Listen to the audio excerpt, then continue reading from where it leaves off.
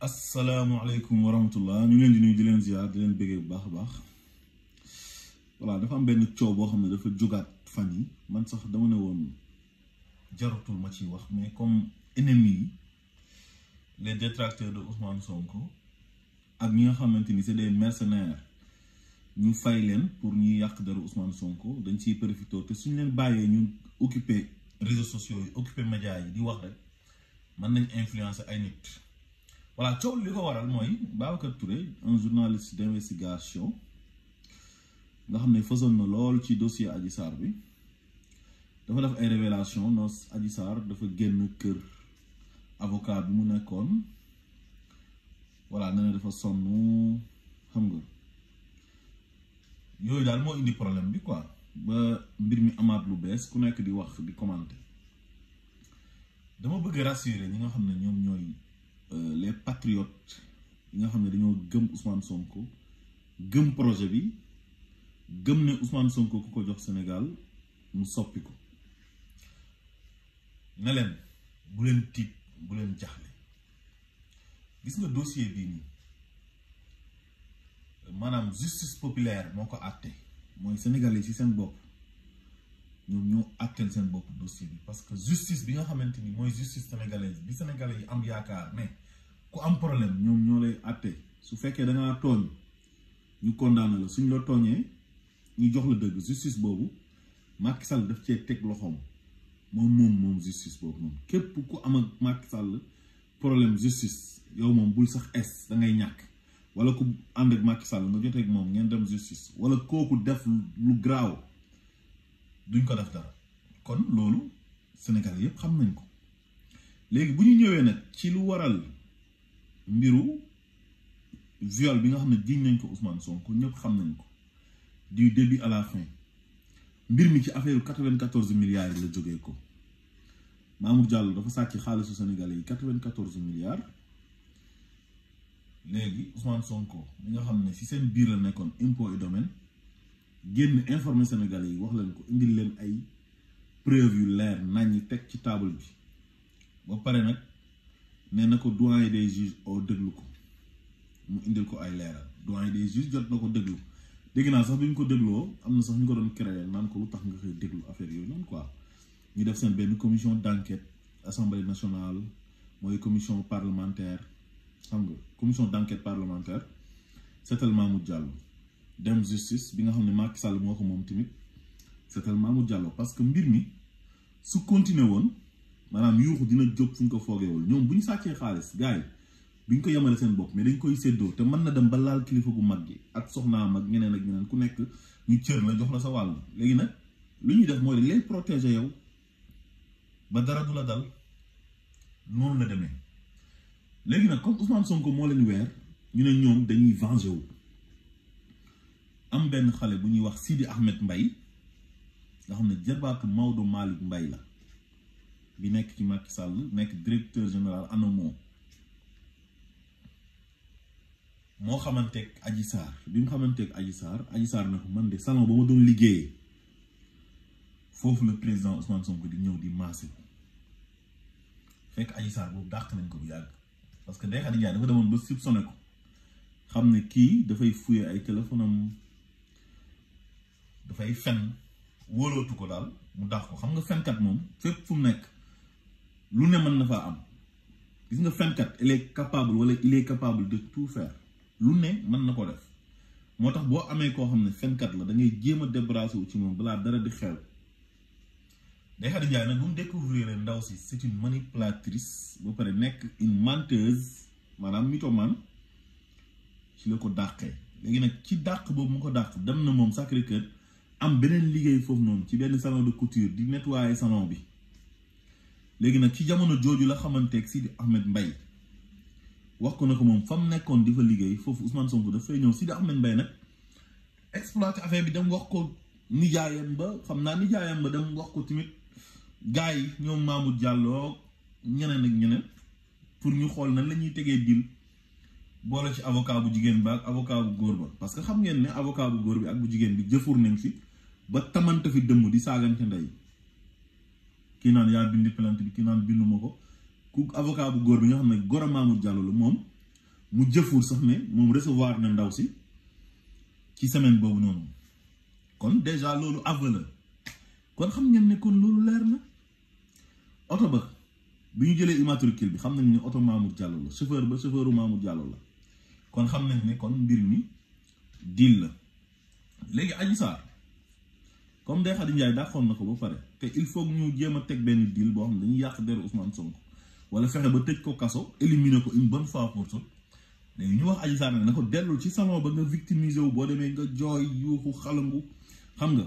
wax Ndeye Khady Ndiaye ne ko waaw yow sa yaay dafa gaañu te yow vraiment da nga bëgg a liggéey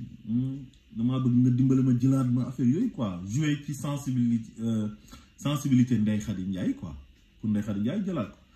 Ndeye Khady Ndiaye nag jëlaat ko ndeke boobu ñoom ci deal boobu lañ nekkoon Adji Sarr li tax mu dellu ci salon ba mooy dem pour fexe ba Ousmane Sonko ñëw fa ñu teg ko deal léegi nag fu ñu njëkk échec taxaw nañ foofu ñetti fan di xaar Ousmane Sonko ñëwul jour bi ñu demee bu ñu découragé ba dem jour boobu la Ousmane Sonko ñëw te Adji Sarr laalul sax Ousmane Sonko ba tey tegu ko loxo Ousmane Sonko xamul sax Adji Sarr donc bi ñu tegee seen ay deal ba pare ne Adji Sarr Ousmane Sonko daf ko violé ak ñaari pistolet ñu dem quelques semaines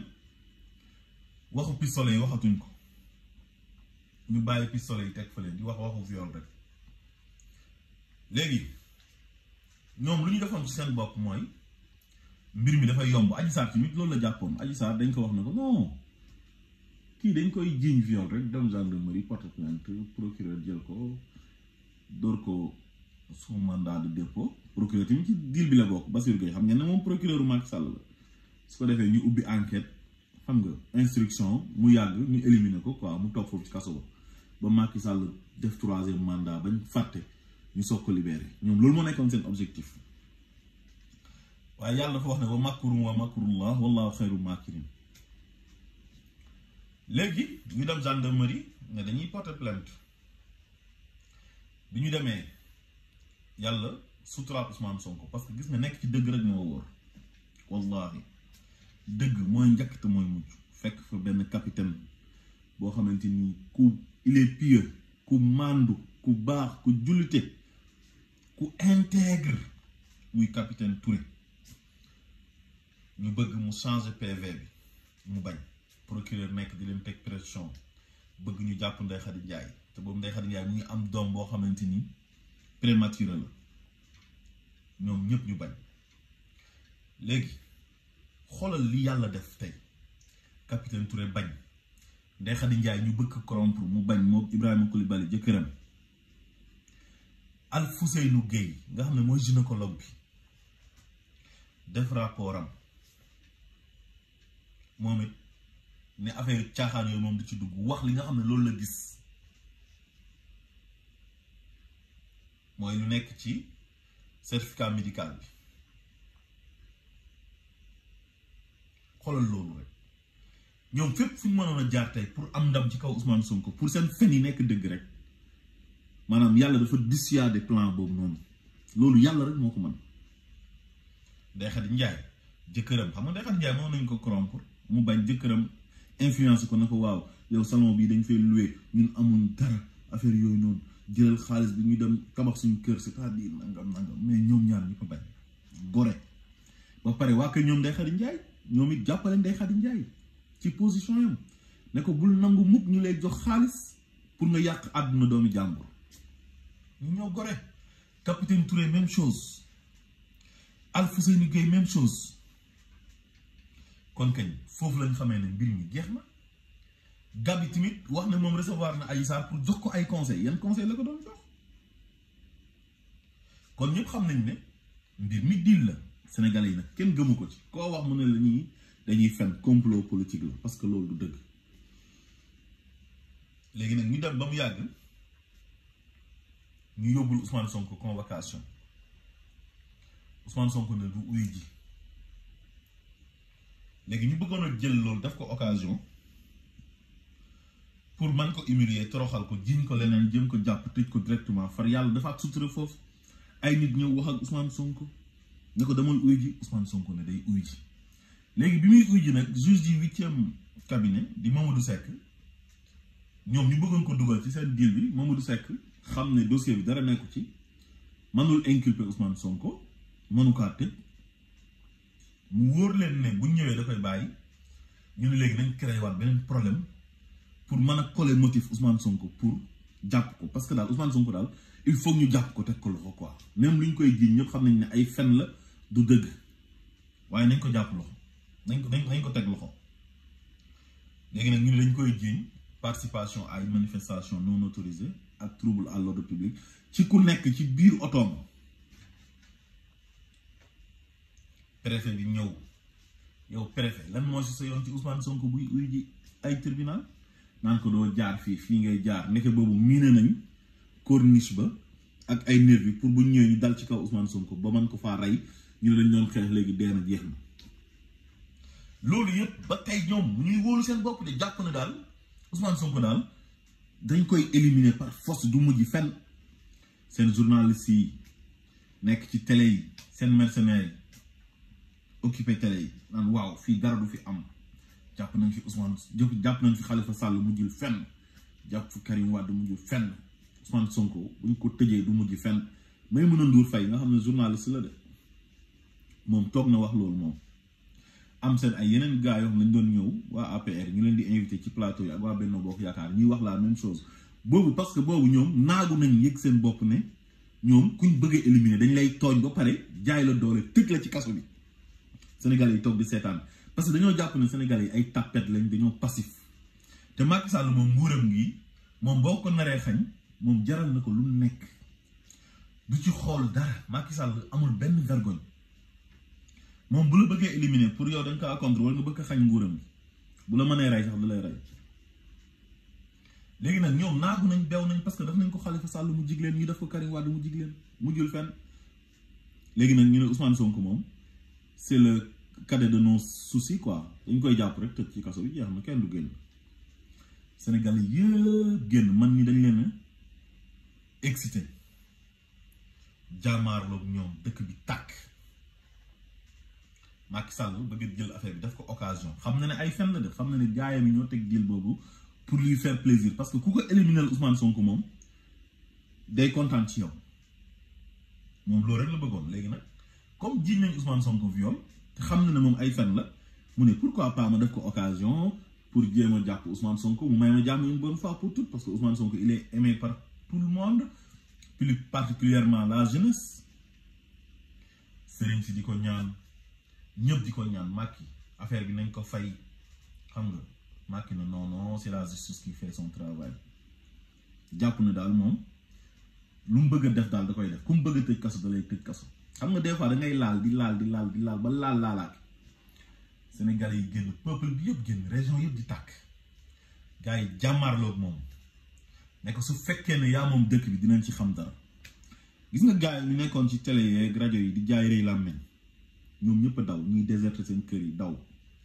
am ñoo xam ne dañoo demoon commencé di neexale bi Ousmane Sonko naan ko man bokkuma ceeg yooyu noonu pour ñoom nguur gi day daanu léegi Macky Sall nag bi mu demee ba xam ne nguuram gi dafay daanu mu tiit sëriñ yi ko doon ñaan mu leen di jéem a owaat pour sëriñ yi def intervention sëriñ yi faalewuñ ko tëjal ko buntam mu dem dajale ay émissaire am ñëw na leen da ngeen def conférence de presse ngeen gëmloo Sénégalais yi mais sëriñ yi ñoo leen yónni pour ñu oote jàmm parce que boobu tiit na te gars yi yëpp abandonné nañ ko daw nañ ñooñu oote jàmm dëkk bi sedd ñu ne leen jàmm ji mooy Ousmane Sonko nañ ko bàyyi Ousmane Sonko feeg ñu ngi ko bëgg a tëj kaso ci ay fen dëkk bi du am jàmm te Macky Sall su boobaa nguuram gi dina ko ñàkk léegi nag ñu bàyyi Ousmane Sonko ñëw def acte de grandeur def benn discours d'apaisement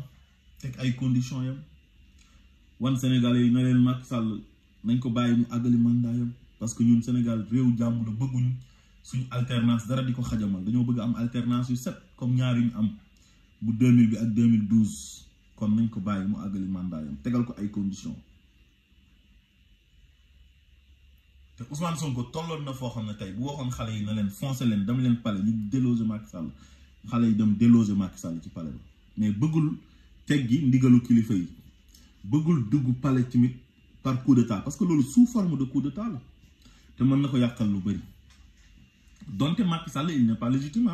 parce que 2019 Macky Sall n'a pas gagné les élections dafa sàcc élections yi loolu leer na nañ mais comme Sénégal réewu jàmm la dañ ne daw jarul xeex jarul xuloo nañ comme jaral na ko loolu yëpp teg ay parrainage éliminer ay nit def lu ko neex def ay résultats préfabriqués nañ ko bàyyee nguur gi mu gérer en tout cas 2024 nañu may jàmm rek bu mu fi présenté léegi mu génn def benn discours d'apaisement ne day apaiser ñëpp di jàpp na sa waay dina def remaniement pour sax changer ñenn ñi ay ñoom Antoine Diome nga xam ne il ne mérite même pas d'être un chef de quartier ay bêtises rek ak ay toj-toj lay def amul profil bu baax il n'est pas charismatique ñàkk na teggin xamadina sale boulot rek lay def loolu rek la xam moo xam ba mu nekkee CREI yi nekk substitut Alioune Ndao procureur spécial bu CREI yi ñu daaneel Karim Wade mu jógee fa nekk agence judiciaire de l'État daaneel Khalifa Sall ñu ñëw nag décorer ko nag récompenser ko jox ko ministère de souveraineté muy ministère de l'intérieur te mënu kaa sax gérer nekk di génn di wax ay waxu dof xam nga ñëpp foogoon ne Macky Sall dina tàqali kooku parce que bokk na ci ñu taal dëkk bi ñëpp foogoon ne dina dàq procureur parce que bokk na ci ñu taal dëkk bi préfet bi même chose mu bàyyi fa procureur jël préfet ba dem def ko gouverneur Macky heure boo defee lu bon moom lu baax la lay fay moom ay nit ñu bon la soxla ñu koy defal lu bon rek tey jii xool leen entourage bu Macky Sall kan la ci Sénégalais yi nawloo kan la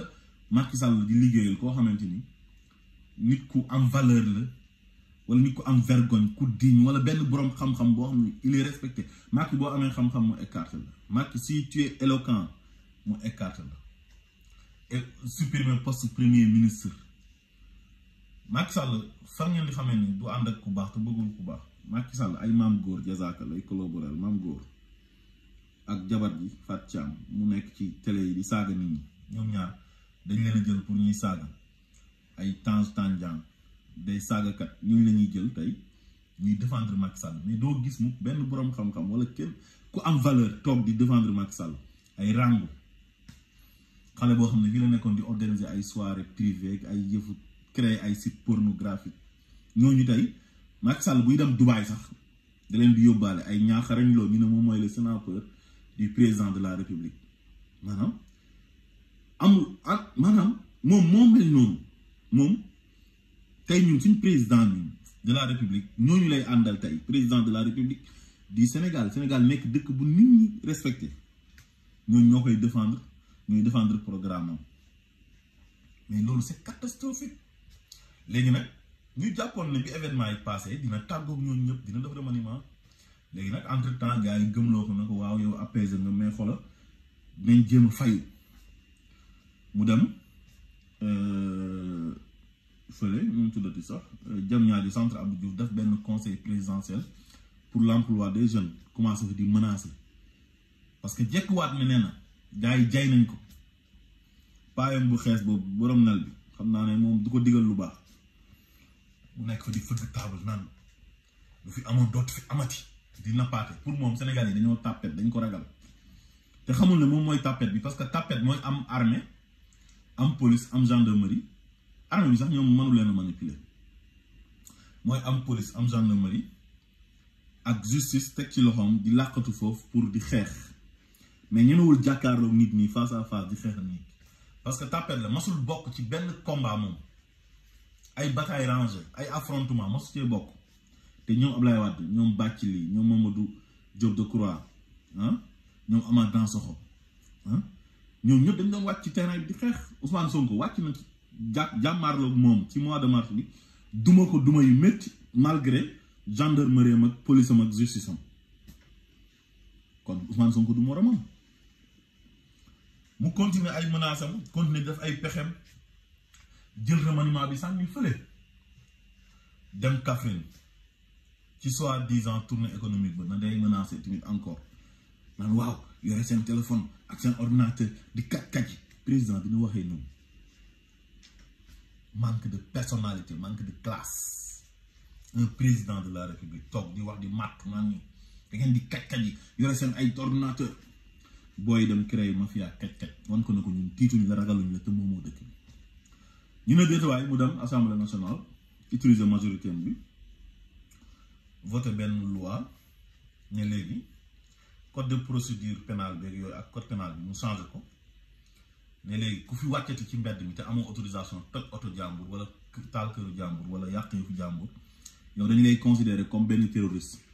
pour moom gars yi après su boobaa non dañuy noppi quoi ne yii comme ça waaye léegi daf ñuy jiiñ ay terroriste xaaruñu noppi quoi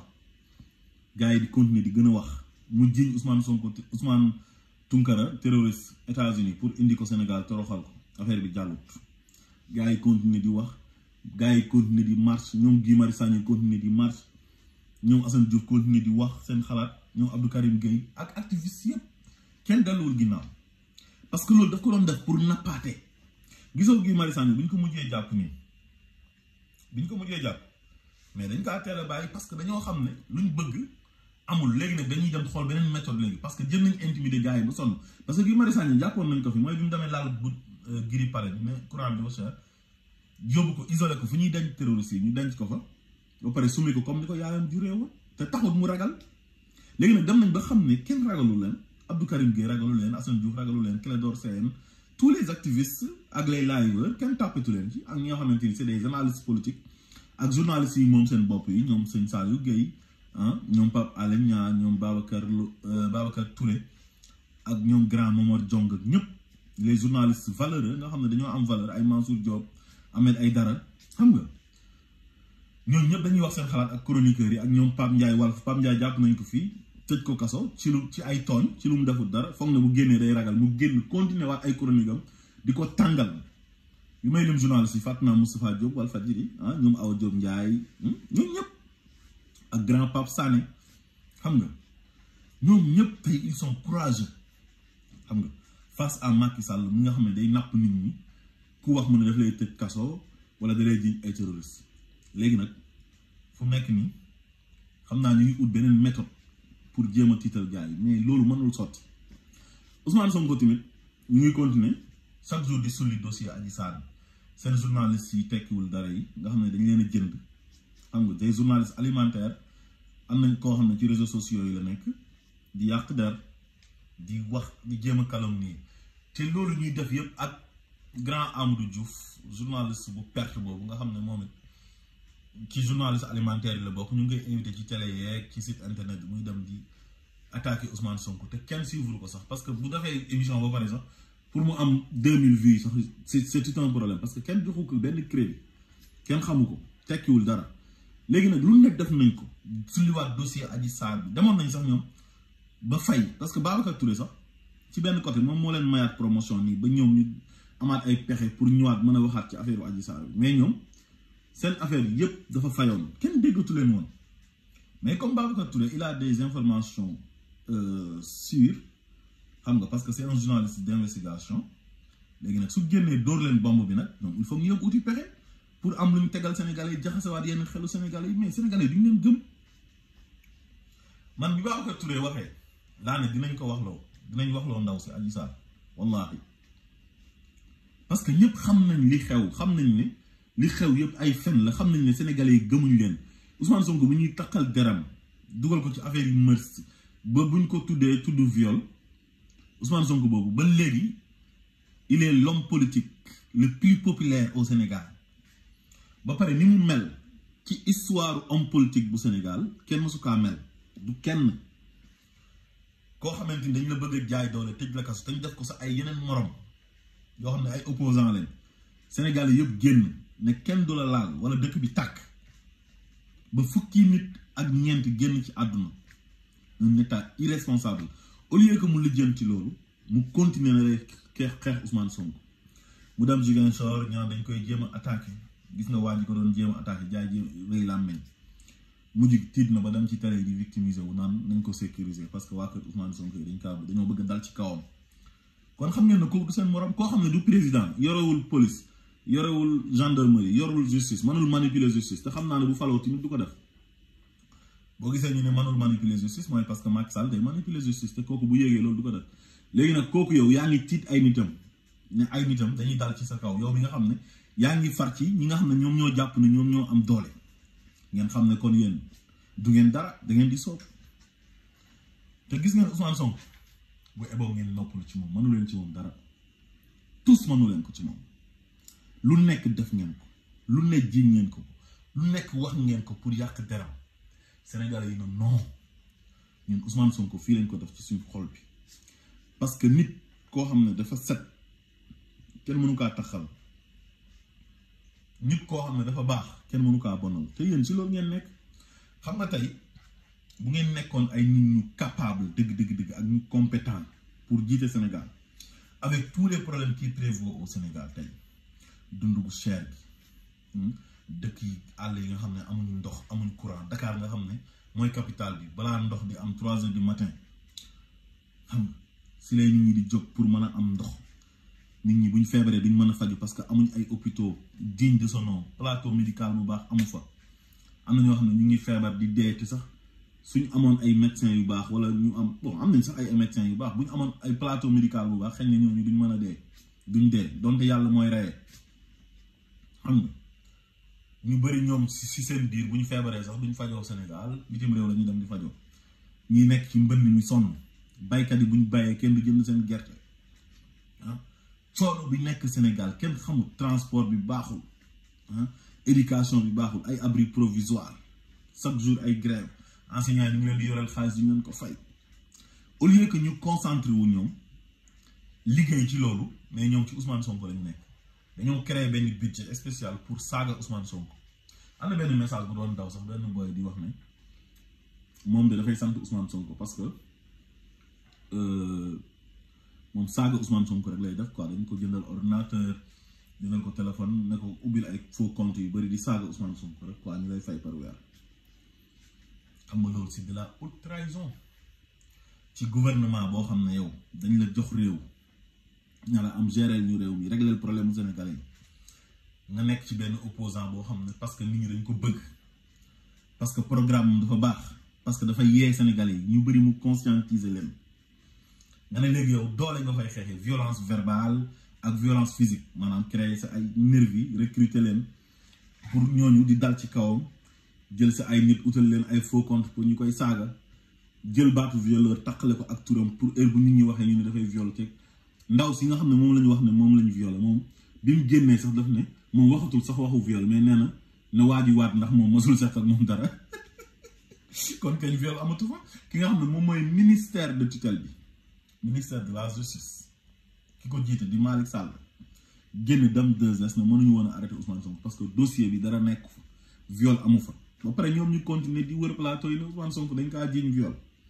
Mamour Diallo nga xam ne moo gën a ñàkk xorom amul xorom politicien bu ñàkkee xorom ni Mamour Diallo mosuma ko gis génn naan waaw Ousmane Sonko na tontu ci li nga ko wax dafa am comme violé xaw ma leen te moom moo nekk ci gannaaw teg deal bi pour venger wu affaire bi cóol ñun ay argument lañu leen wax ngeen indi ñu wax ci ay débat économique ah nan lañu def ba réew mi avancé nan lañu def ba am autosuffisance alimentaire en riz xam nga mooy li ñuy dundee ceeb xam nga ceeb la ñuy gën a dundee Sénégal ñu am ci autosuffisance alimentaire en riz te Macky Sall diggé woon na ko 2017 la waxoon 2017 passé na bu yàgg ça fait 4 ans 2017 ba léegi mënul lijjanti loolu tey jii li muy def ci opposition bi na da leen di éliminer wala yi ñuy def ci Ousmane Sonko yëpp seen temps yi ñuy jël yëpp pourquoi pas ñu toog ak Sénégalais yi fexee xam lan mooy problème mu Sénégalais yi quoi lan mooy priorité yi ñu mën a régler problème mu Sénégalais yi parce que loolu moo tax ñu fal leen ñoom mais chaque jour ay saagante xaste ay dóore ah te fii ku ngeen fi dóor day fayu parce que mënu leen nit ñi vous êtes minoritaire Ousmane Sonko fu ngeen ko oo bu jàmmaarloo ak yéen luy tooy ci yéen lay jóge su nekkee ci réseaux sociaux yi moo leen man ñi fa nekk ñëpp dañu volontaire ànd ak moom ñi yore compte YouTube yu bëri Ousmane Sonko lañu àndal ñiy feeñ ak ñuy feeñu ñiy live ñu bëri Ousmane Sonko lañu àndal kan ngeen mës a gisagum muy live na moom liveuru Macky Sall la kenn du ko sax seetaan compte YouTube bu ñëw di fa wax ay waxu Macky Sall kenn du la seetaan dara doo ko am mais kon kooku moo leen man ci réseaux sociaux yi nga xam ne mooy nouvelle technologie bi nga xam ne ñu bëri information léegi foofu lañ koy amee parce que moo gën a gaaw taf lu xew àdduna bi yëpp yëg ko réseaux sociaux yi moo tax mu am muy YouTube Facebook Instagram ak yeneen ay whatsapp ak yooyu kooku moo leen fa man benn ñaareel bi terrain bi moo leen fa man parce que mars wane na leen ko ay xale yu ndaw 18 ans ba 40 ans ñoo ànd ak moom tollu seen digg nënd te ñoo ëpp ci Sénégal 60% population bi jeune la ñooñu ñëpp ils sont avec lui te dañuy ànd ak moom gratuitement du leen fay du leen importer ci ay car solo leen ay jet di leen jox xaalis te yéen heure bu ngeen bëggee mobiliser il faut ngeen génnee xaalis pour fay nit ñi ñu ñëw feesalal leen seen rassemblement yi boobu mooy deuxième bi troisième bi mooy affaire yi xeex jàkkaarloo bon xëy na bëgg ngeen ko pour mën a coller motif waa Pastef pour jàmmaarloo ak ñoom dinañ moytu nag parce que loolu ngeen di wut buntu bu ngeen jàppee gars yi buntu bu ngeen takkalee Ousmane Sonko continuer am lu ngeen ko jiñ pour éliminer ko mais loolu kenn du leen ko may mais su fekkoon jàmmaarloo la nii rek jàkkaarloo face à face gendarmerie taxaw fële police taxaw fële bañ cee dugg donte ñaanuñ loolu yàlla ah ku noonu di ngeen xam ne waa ji du seen morom moo leen ëpp doole moo leen gën a populaire mais nag ñun nous sommes des républicains nous sommes des démocrates xam nga tey li leen jik mooy ngeen wax sénégalais yi seen programme yéen lan ngeen liggéey ci bi ñu leen falee léegi priorité yi nga xamante ni tey moo nekk Sénégal ngeen taxaw xool nan ngeen cee jubloo jafe-jafe yi sénégalais yi nekk nan ngeen di def ba saafara ko c'est ça qui est important fu mu nekk nii ngeen bàyyi Ousmane Sonko parce que deful dara dossier Adji Sarr bi yëpp xale yu am 5 ans sax xam nañ ne fen la dara du ci dëgg tous du ci dëgg amul dara lu ci nekk dëgg du début à la fin fen la xale bi nag xam naa ne rëccu na sax lañ ko si doon dugalee parce que moom dañ ko gëmloo rek ne ko ñun ñoo yore nguur gi voilà yow da ngay ñëw rek jouer rôle bi ne ko daf ma violé ñu wax la lii ak lii ngay wax mu dem gendarmerie jàpp rek te jeex na quoi ñoom loolu lañ jàppoon dañoo naago woon nag bés boo demee nag ba yëg sa bopp foofu la lay yàlla ji àllagee nag moo tax yàlla mu ne wa iza aradna an nuxlika xaryatan amarna mutra fiha fa fasaxu fiha fa xaqa alayha al qawl fa dammarnaha tadmira gis nga nit bés boo demee ba naagu ba yëg sa bopp jiite nguur di def sa yu bon yàlla daf lay xiir nga kon ni def lu bon ni ak ña la cay jàppale ngeen di def seen yu bon rek di jàpp nit ñi di tëj di toroxal nit ñi di yàq deru nit ñi di sàcc xaalisu Sénégalais yi di def lu leen neex di leen saaga yàlla naanal di leen ma leen di jaay rek ngeen di def rek yéen ngeen ànd su ko defee nag su ngeen nee ba ci kanam sa dammar naaxaa yàlla alag leen tëdd miiram ak alag ngeen di dund ba pare fekk da ngeen a alaku yore ay milliards fekk da ngeen a alaku xam nga nit mën nga nekk milliardaire fekk da ngaa alaku parce que boo nekkee milliardaire yow kenn nawlawu la foo dem ñu yuuxoo la doo waxee kenn du la seetaan kenn du la déglu waa kër Macky Sall kenn mënu cee wax ba nga dugg ci réseaux sociaux yi ba seetaan ñu am 1000 vues manul sax nekk parce que kenn joxu leen benn crédit amuñ valeur amuñ gëdd amuñ cër parce que sénégalais yi li ñu doon xaar ci ñoom defuñ ko sénégalais yi dañ leen a fal pour ñu changer Sénégal defar Sénégal mu ñëw indi programme am tuddee ko yoonu yokkute dekkal ngor rek lu ne dara amu ci bi mu ñëwee transhumance la dooleel xam nga jël justice bi teg ci loxoom yaa ngi comprendre institution yëpp mu décrédibiliser ko dévaloriser toutes les institutions di jaay nit ñi doole di jaay arrogance jàpp na nag Sénégal moom moo ko moom ñu àndal mais da ngeen di nax seen bopp Sénégal moomu leen ko da ngeen a judd fekk fi Sénégal seen bàyyi bi ñu juddoo dañ fay fekk Sénégal seen maam yi juddu fekk fi Sénégal ñun ñii ñu juddu fekk fi Sénégal te dañuy dem ñun ñëpp bàyyi fi Sénégal comme ni suñu maam yi demee bàyyi fi Sénégal ak suñu bàyyeeg ñeneen ak ñeneen ñun ñu war a demee ëllëg pour bàyyi fi Sénégal Sénégal moom day des ba faw waaw mais su ngeen jàppee ne Sénégal yéen a ko moom bu ngeen jàppee ne doole mooy moom ngeen di yoree Sénégal da ngeen di nax seen bopp parce que peuple bi ñoo leen ëpp doole fuuf waaw bu armée bi génnoon gendarmerie génn police génn ngeen uti yeneen armée yi leen ñëw jàppale si peuple bi génn pour jàmmaarloo yéen wallahi benn fan ngeen xam ne peuple du moroomu kenn.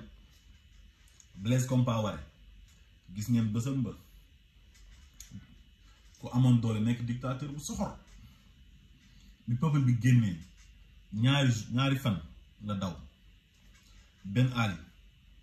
amoon doole nekk Tunisie nekk dictateur bu soxor bi peuple bi génnee ñaari fan la daw. Moubarak même chose. El Bachir Soudan même chose. ak ñeneen ñoo xamante ni dàq nañ leen. ana Alpha Condé bi ñuy dendal bu doon jaay doole nangu nañ nguuram. ana Ibrahima Boubacar Keïta nangu nañ nguuram. loolu yëpp nag nga ne yow doo ci jàngee di nga forcer pour am 3e mandat sa ay nit di wër ci plateau yi di gëmloo Sénégalais yi ne yow war nga mën a am 3e mandat di jaxase xelu Sénégalais. 3e mandat du fi amee Sénégalais duñ ko nangu te boobaa Sénégalais dinañ leen wan ne moomu leen Sénégal. billaahi wallahi watallahi du ay menace nag mais dama ko teg fu leer nañ te Ousmane Sonko day nekk candidat par force parce que kenn condamné wu ko te du ngeen fu mu créé dara pour jéem ko condamné pour taxal casier judiciaire fu mu nekk ni seen ay pexe yëpp mooy Ousmane Sonko nu mën a bañ a nekkee candidat si loolu rek ngeen nekk. passeport am bi ngeen confisqué seen affaire yu caaxaan yooyu ay xawma sous contrôle judiciaire yi ñàkk xorom yooyu noonu loolu ça ne passera pas du fi jàllee. fii yéen ëpp leen fi mbokk kenn te moomu leen dëkk bi Sénégal ñëpp ko bokk kenn moomu ko ku jàpp ne yaa ko moom da ngay fen waxoo dëgg. billaahi wallaahi wa tallaahi Ousmane Sonko di ngeen ko may jàmm parce que ngeen may Ousmane Sonko jàmm mooy indi jàmm ci réew mi mais lan mooy ndayu ay nit yu toog ñu jox leen nguur gi ñu jël ay nit cible leen di leen xeex di yónni ay nit ñi leen di saaga di yàq seen der di tilimal seen der te kooku mënuñoo wax ne lii la def lu dul jub ak am un bon programme lu dul nit ñi bëgg ko sopp ko am ci moom yaakaar ngeen di ngeen ko yàq par force pour lan. ku yàlla yëkkati mbindeef mënu kaa wàccee billaahi wallaahi wa tallaahi su eboo ngeen noppalu ci Ousmane Sonko te xam ne mënu leen ci moom dara. gars yi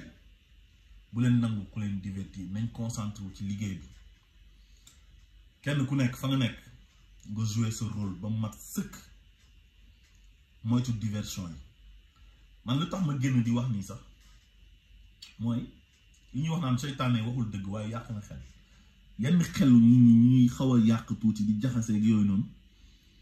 donte ñooñu bëriwuñ mënuñoo yàqal Ousmane Sonko dara sax ci tey bu waroon dem élection présidentielle ci ñi koy woteel. donc mais nañ fexe rek ba ñoom bu ñu génnee wax rek ñun tamit ñu génn wax parce que ñoom seen ay wax duñ ko teg ci xam-xam ci ay sos lañ koy teg ay enel nit koo xam ne dafa leen dara waaye nag ñun suñu réew mi noonu la ma sa mel soo baaxee rek ñu bañ ku baax dañuy bañ a gis soo bonee ñu yëkkati la ci kaw médiocrité la ñuy promouvoir. tey jii boo toogoon génn ci réseaux sociaux yi di wax ci diine wala ngay wax xam-xam wala nga nekk nit ku yiw ku nit ñi respecté dañ lay bañ waaye soo nekkee koo xam ne ku waye di nga amoo benn ambition yow la ñuy nekk nag nan ndeysaan ay waay xool leen ko waaye kii ay waay ndeysaan fekk ñu ngi lay wax ndeysaan rek mooy ne bëgg nañ la waaye boo baaxee am loo bëgg nit ñi am fuñ la teg respecté la nga am ay ambition yu baax rek ñu def la noonu. am na ñoo xam ne tamit buñ sañoon li fi ne du fi jógee parce que système bi moo leen di dundal dañuy toog duñ liggéey dara di am xaalis duñ sonn duñ def dara xam nga loolu tamit dafa neex te xam nañ ne waa ji dafa menacer seen ay intérêt Ousmane Sonko. tey jii Ousmane Sonko bu ñu ñëwoon tey yu seen caaxaan yu nekkee yëpp dootul amati xam nga léegi nag ñooñu ñëpp tey bu ñu sañoon Macky day continuer toog wala keneen koo xam ne moom Macky ñoo bokk idéologie mooy séddoo nguur mooy toog muy dox di fen muy dox sàcc xaalis détournement de deniers publics dara du la ci fekk mais ñun buñ sañoon loolu mooy continuer di am nga xam ne ñoom duñ sonn Sénégalais yi nag nga xamante ni ñooy Sénégalais lambda yi ñoom sonn bu bëgg a dee bu ñu ndékkee duñ añ bu ñu añee duñu reer amuñu liggéey nekk ci ay jafe-jafe yu méttee métti seen doom yi dugg ci gaal yi dee bu ñu feebaree duñu faju dañ leen di laaj ticket 2000 te réew boobu noonu nekk réew boo xam ne tey bu ñu amoon ay njiit yu baax tey réew mi dem yoonam parce que il y a tout ce qu'il faut pour dem yoonam. Sénégal lan la manqué réew bu am 700 kilomètres de côte géej nga xam ne géej moo gën a jafe fii am na réew yoo xam ne amul géej bari nañ am zircon am or am fer mooy le fer de Falémé am phosphate bu Taïba bi ak bu Matam bi am suuf su tàlli am ay fruits maanaam Casamance fruits kase la ay fruits yoo xam ne amul sax Europe mango amul Europe dafa fait cher ndaamaraas rek loolu richesse la ndaamaraas mooy noix de cajou xoolal Sénégal lu ñu ci am ñu bëri soo demee ci àll Casamance bi ak àll Saloum bi Njombato dans le Njombato mooy booy dem Gambie noonu romb ay Soko nag genre dëkk yooyu foofu yëpp ndaamaraas la ba fees del Inde yi ñoo ñëw di ko jël di ko def ci ay conteneurs yóbbu ko Inde grillé ko ba pare indiwaat ko Europe di ko jaay te dafa cher ñun manqué wuñ dara ba ci xorom sax dañ kaa am xoolal Saloum lu fa nekk ci xorom mooy Kaolack ak Fatick Sine Saloum région boo dem rek am na ay richesse am pétrole am gaz réew boobu noonu lu tax mënul dem ba pare di taw ñun taw bu ñu am rek am na dëkk yoo xam ne bu ñu ko amoon tey ñu am problème ndox parce que dañuy def ay bassin de rétention récupérer ndox mi di ko arroser waatee tool yi mais dafay fekk mbay mi nekk nag mbay mu sérieux waaye mbay moo xam ne 3 weer ngay bay ba pare wéer ileer yi mbayu ileer jël ay ileer di bay ak ay noos-noos moom xam naa Saloum ñoo koy xam loolu du bay ay tracteur moo koy def ay machine yu mucc ay yu dëppoo ak jamono te loolu état moo ci war a góorgóorlu investir ci jàppale ñi nga xamante ni ay agriculteur lañ pour ñuy bay suuf si nangu na Sénégal suuf région boo dem am na lu nangu gerte fraise sax laa la wax nii ak ay pomme am na zone boo xam ne boo ko fa defoon tey day jàll mooy zone kii bi nu mu tuddati sax route des Niayes ci région de Dakar la bokk mooy boo jógee ko Tëngéej jël yoonu Kër Ndiaye Lo Kër Daaw Sarr Ñàkkurab ay Sangalkam Mbambilor Gorom 1 Gorom 2 ay Mbët ay Njaxiraat yooyu zone boobu fruit bi daf fay dox parce que man zone boobu dama ko xam ay corossol laa fa doon gis su ma doon dem vacances foofu dafa gis ay cerises ay fruits yoo xamante ni yu raar la culture maraîchère bi gars yi di ci nekk di bay ay suu ay tomate ay carotte navet mais loolu yëpp tey liggéey la laaj liggéey mooy tax réew mi jëm kanam réew mi nag manqué wul dara lépp la am jant nga xam ne tubaab bi dañ koy wër ñoom jant moo lay jox vitamine D jant mooy tax gàncax yi di ñor jant mën nga ci produire énergie solaire ba pare Sénégal am na ngelaw énergie éolienne mooy affaire yooyu ngeen di gis Europe muy wëndeelu noonu mel ni ventilateur ngelaw moo koy dawal énergie éolienne loolu yëpp ñu am ko am benn waaye bu ñuy wax Macky Sall ñu jox ko réew mi au lieu que mu liggéey nekk fi di caaxaan di dóoree di tëjee di menacer di dem ay Dubaï yow ñu fal la 9 ans nga dem Dubaï naan réew ma dafa salteeg ay occupation anarchique ay dootu nangooti kuy jaay ci mbedd meeg yooyu 9 ans nga dem Dubaï gis lu lay impressionné rek commencé di délirer di wax gàddu ñëpp nag yóbbu Marème Faye jël ay géwélam yóbbaale ay rangoog ay maam góor ñu nekk fa di mumbaay di xumbaay quel gàcce quoi ñu dañoo yàq république bi yàq valeur u Sénégal quoi yàq deru Sénégal moo tax gis nga nañu yeewu di xool nan la ñuy falee gis nga fal nit da ngay xam ni ñuy falee quoi mais mënoo gis benn waay bu jógee koo fële rek nga ne ci Ablaye Wade la nekkoon voilà léegi daal nañ ko fal quoi pour lan non warul demee noonu affaire bi nekkul ne da ngay jaar ci ay gouvernement occupé fa pas mal de postes mooy tax nga yow tu es capable de gérer un pays non dafa am ñoo xamante ni mënuñoo nekk kilifa quoi mënuñoo nekk njiit pour ñu nekk chef de quartier sax c'est un problème waxuma la ak nag ñu lay jox réew mais réew du caaxaan nañu xool nit ñi ñuy fal bu ñuy tànn nañ ko xool nañ ko commencé ci élection locale yi nii xool ay maire yu baax yu dëkk ci dëkk ba pare pour liggéey dëkk ba changé ko élection législative tamit bu ñëwee même chose ñu xool ay député yu am valeur ñu ñuy tànn pour yóbbu leen ñu représenter sénégalais ci hémicycle ba parce que xam ngeen ne 13e législature bii nii catastrophe la wax dëgg yàlla gàcce rek moo fa am lu nekk am na fa ay député trafiquant passeport diplomatique député trafiquant faux billets ay député agresseur ñoom mbiri si laa nga xam dañuy agressé waate ay député yoo xam ne dañuy màndi bana tat dem ci parlement wu CEDEAO bu di dóore di agressé ay jigéen loolu ci législature bii nii lañ ko gisee mooy 13e législature bi te loolu gàcce la scandale yu gën a mag tey ci Macky Sall la amee ci histoire nekk président bu Sénégal scandale yu gën a mag mooy affaire viol bi ñu jiiñ Ousmane Sonko tëru dëgg déjà loolu bu ñu nekkoon ci réew bu baax rek ku doon waaj yi day démissionner après wala parce que loolu c'est de la haute trahison ba pare xale yu dee ubbi wuñ ci benn enquête ba pare di topp ay nit yi marché di leen jàpp naan dañ leen di tëj ak ay activistes ñoom Kilifeu ak Simon yoo xam ne amuñ benn preuve benn waaye lañu yónni Thier utiliser ko jox ko téléphone na ko filmer gars yi piégé leen ñu jël leen rek tëj ci kaso bi ba pare bàyyi bandi ñoom Bougazelli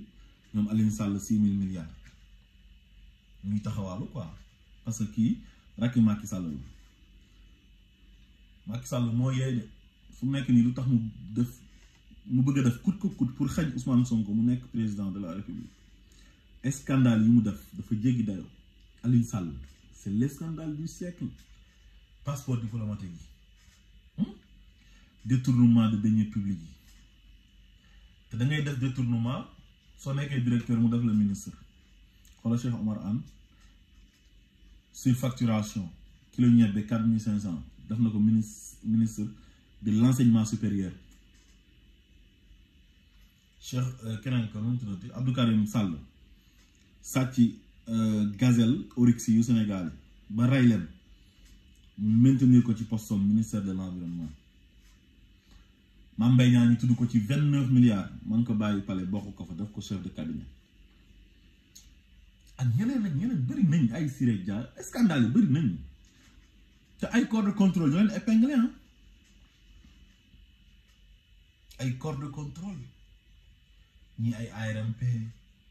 ñi ay OFNAC ñi IGE mais dara da leen di protéger quoi gars yi daal nañu yeewu quoi encore une fois buñ nangu ku ñu divertir loolu laa amoon daal li mu doon live ñu leen jox rendez-vous beneen yoon incha allah yaa ngeen jëf